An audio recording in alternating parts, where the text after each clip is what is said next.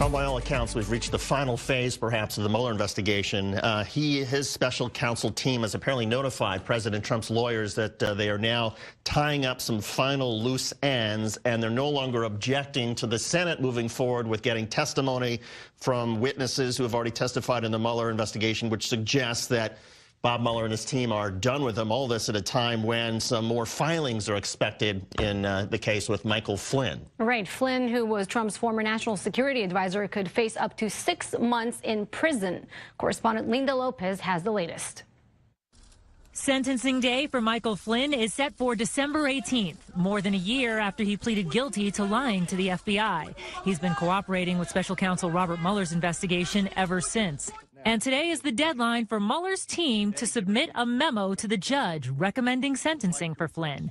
That memo expected to shed light on how much Flynn has cooperated with the investigation and whether he may have provided any information on President Trump. Michael Flynn was part of the campaign at some critical moments and then part of the White House early on as well. Flynn was a close campaign advisor to Trump and then national security advisor before having to resign and pleading guilty to lying to the FBI about being in contact with Russian officials. To date, there has been almost no information released about whether Flynn's level of cooperation has met with the special counsel's satisfaction.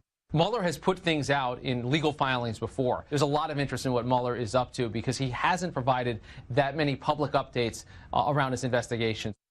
And that was Linda Lopez reporting. To discuss the latest on the Mueller investigation, let's bring in former federal prosecutor and criminal defense attorney Randy Zell. And Randy, when the special counsel tells defense lawyers we're in the process of tying up loose ends, what does that mean to you? I don't know if it's creating a noose or a slip knot. It's going to be one or the other. But these are such fascinating times because what is all of this about, this memo? There is a law that sets forth how a federal judge is to determine a sentence. A judge is supposed to find a sufficient sentence, not greater than, but sufficient to meet with the goals of sentencing. The goals of sentencing are really common sense. Just and certain punishment, promote respect for the law, general deterrence, specific deterrence. But where does all that come from? The judge has to look at the nature and characteristics of the offense and the history of the defendant.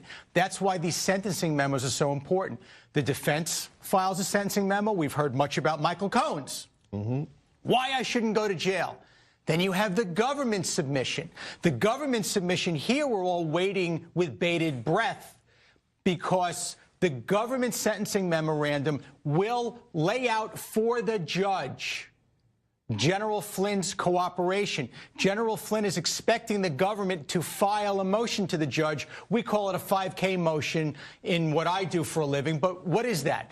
Judge, sentence General Flynn however you want. Don't worry about the guidelines because he helped us. He provided substantial assistance. We're all waiting to see the description of the substantial assistance. So it's a recommended sentence. And what can it tell us about the direction the investigation itself is taking, though?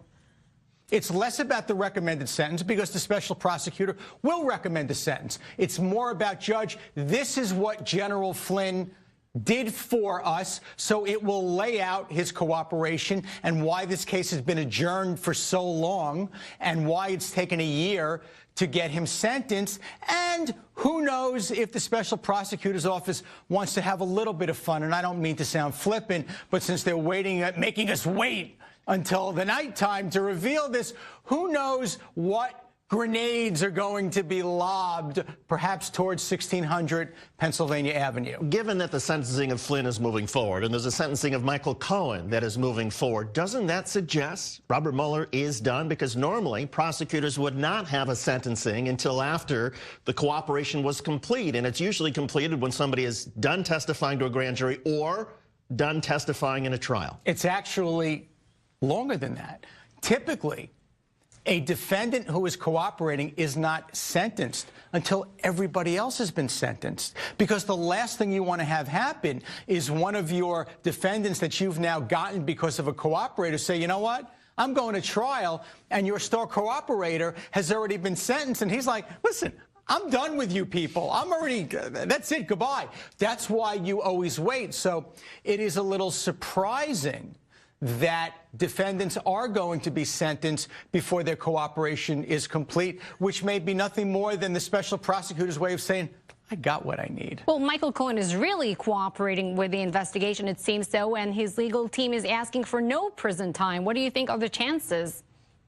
It's always very interesting whether or not the defense should actually recommend a specific sentence. I will typically say to a judge, Your Honor, you sit up there. I'm down here. You wear the black robes. I don't. Therefore, I would not for 1 second presuppose to divine that I know how to arrive at a sentence. But having said that, I will throw my 2 cents in. It depends on the judge. It depends on the client whether or not I'll be so bold to recommend a sentence, or I'll do everything but recommend the sentence. Real quickly, when Donald Trump recommended that Cohen get significant jail time and then said that he was praised in a tweet Roger Stone for not cooperating, for, quote, showing guts, was that obstruction of justice?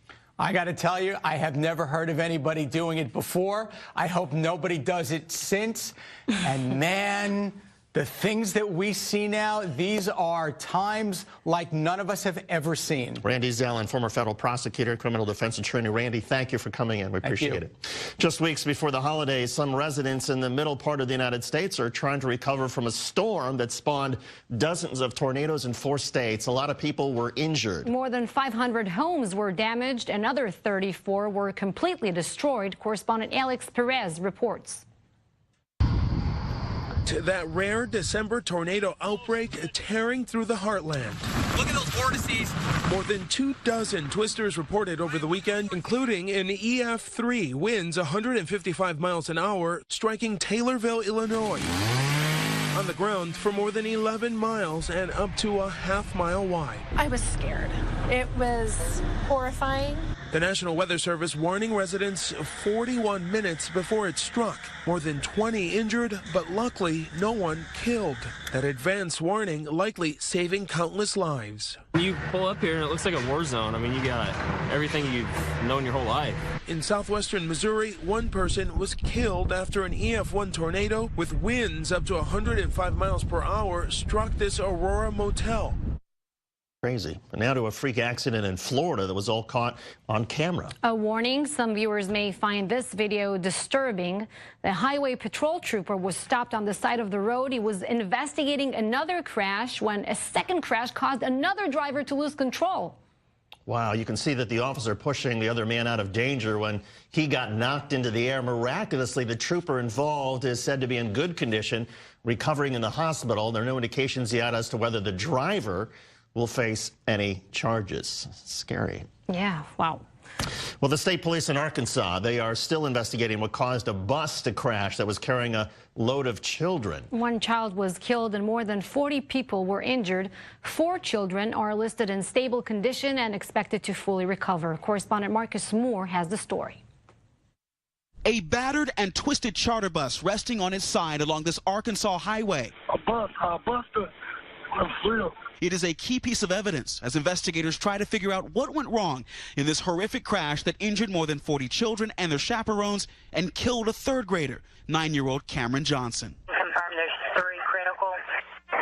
10-4 that I know of. The driver carrying those children losing control of the bus near Benton, Arkansas. Everybody was screaming, crying. Man, I was scared because everybody was bleeding and I had raw blood all over my t-shirt. That bus sliding and tumbling off Interstate 30 just before 3 o'clock in the morning. Some of the injured children and adults stuck in the wreckage. We're still working on getting them.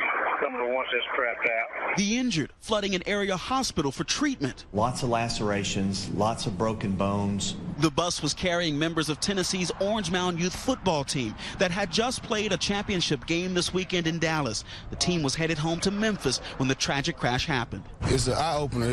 It's probably going to hurt the traveling experience for the rest of these kids' lives or the parents' lives. They may not want to send their kids back on another bus to go out of town. Investigators say they're considering all factors, including whether fatigue played a role in the deadly crash.